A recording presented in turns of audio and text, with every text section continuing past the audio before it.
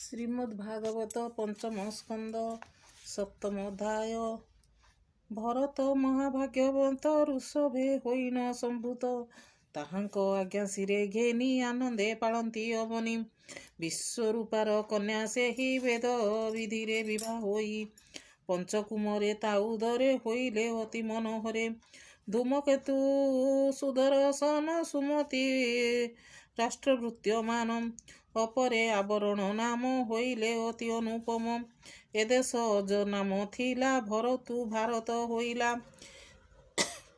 ଏମନ୍ତେ ଶୁଣି ପରୀକ୍ଷିତ ବିଷ୍ଣୁର ଭକ୍ତ ସେ ଭରତ, ବେଦ ପ୍ରମାଣେ ପ୍ରଜାଜନ ଆଦର କରଇ ପାଳନ।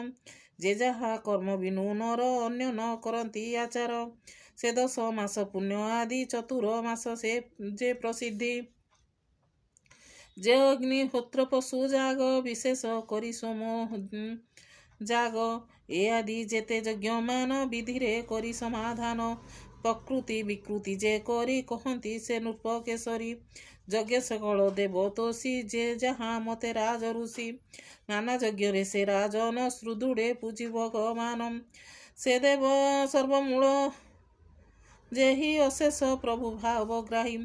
ଅଖିଳ ଦେବଙ୍କର ପର ସକଳ ବ୍ରହ୍ମାଣ୍ଡ ଠାକୁର, ତାହାଙ୍କ ଚରଣାରବିନ୍ଦେ ମନ ନିବେଶି ଅପ୍ରମାଦେ। ସକଳ ଯଜ୍ଞ ଅବସାନେ ଦେବେ ସନ୍ତୋଷ ହେଲେ ମନେ, ପରମ କଲ୍ୟାଣ ସେ କରି ହରଷେ ଗଲେ ଯେଝାପୁରୀ।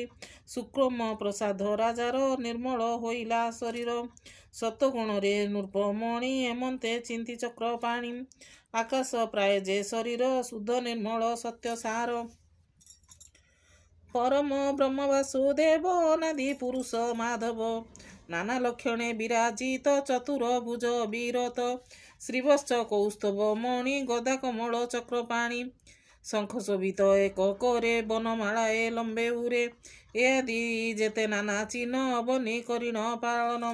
ସକଳ କର୍ମ ସାଧ୍ୟ କଲେ ପୁତ୍ରକୁ ରାଇ ଆଜ୍ଞା ଦେଲେ, ନାନା ସମ୍ପଦେ ଯଥୋଚିତେ ବିଭାଗ କରି ଯେଝା ମତେ। ଦେଇ ସେ ଋଷଭ କୁମର ଆପଣେ ହୋଇଲେ ବାହାର, ପୁଲହ ମୁନିଙ୍କ ଆଶ୍ରମ ତହିଁକି କଲେ ସେ ଗମନ। ଅଦ୍ୟାପି ଭଳି ଭଗବାନ ଯହିଁ ଅଛନ୍ତି କରି ସ୍ଥାନ, ତହୁଁ ଗଣ୍ଡକୀ ନଦୀ ନାମ ସ୍ୱର ସେ ପାପ ବିନାଶନ। ପୁଲହ ଆଶ୍ରମ ଉପବନେ ବିବିଧ ବିପଡ଼ି ଗହନେ, ନାନା କୁସୁମ ପରିମଳ ନିର୍ମଳ ସୁଶୀତଳ ଜଳ।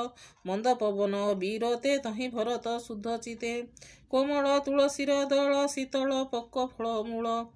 ଅନ୍ୟ ଯେ ବନ ଉପହାର ନିବେଶି ଗୋବିନ୍ଦ ପୟର, ଇନ୍ଦ୍ରିୟ ଗଣକୁ ନିବାରି ବିଷୟ ରସ ଦୂର କରି।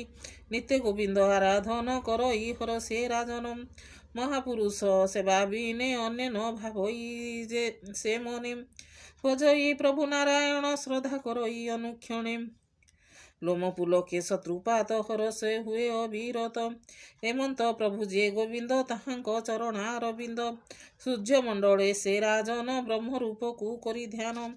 ଏମନ୍ତ ବାକ୍ୟ ହନୁମାନେ କହଇ ଆନନ୍ଦିତ ମନେ, ଯେ ପରମାନନ୍ଦ ବ୍ରହ୍ମରୂପ ତାକୁ ଚିନ୍ତଇ ନିତ୍ୟ ନୃପ। ଭକ୍ତଙ୍କ କର୍ମ ଅନୁସରି ସୁହୃଦ ଚିତ୍ତେ ଦୃଢ଼ କରି, ସେ ପ୍ରଭୁ ଚରଣାରବିନ୍ଦେ ମନ ନିବେଶି ଅପ୍ରମାଦେ।